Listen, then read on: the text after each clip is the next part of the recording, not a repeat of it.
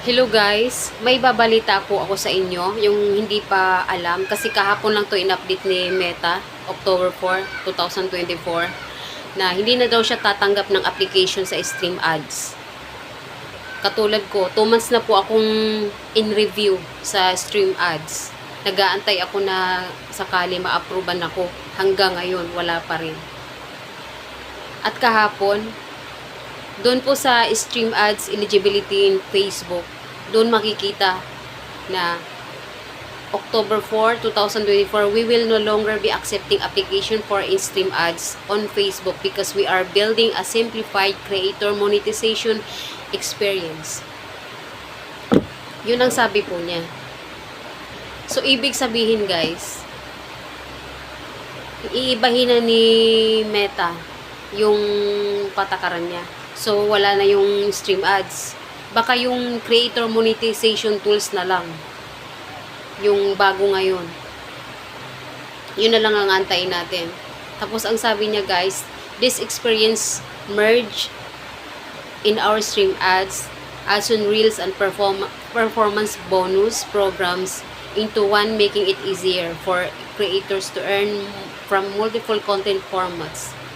Ibig sabihin guys, parang pag-iisahin na lang niya lahat guys, ang tools. Yun ang ibig niyang sabihin. At ang sabi niya, we understand that this change may be disappointing for some creators, but we believe it is a necessary step towards creating a more streamlined and effective monetization experience. Yun ang sabi ni Meta guys.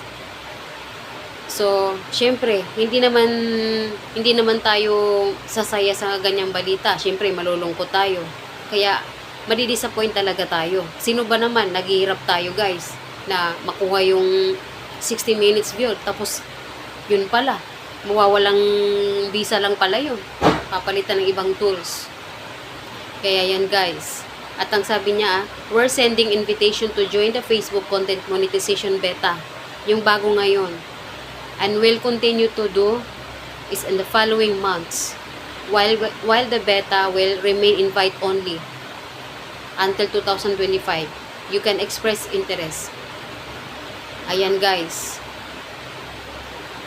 Nako, ito na nga bang sinasabi ko eh. Napakasayang guys ng pinaghirapan natin sa ilang buwan. Yung iba taon pa para maabot yung 60 minutes viewed. Ayun pala mawawala lang sa atin.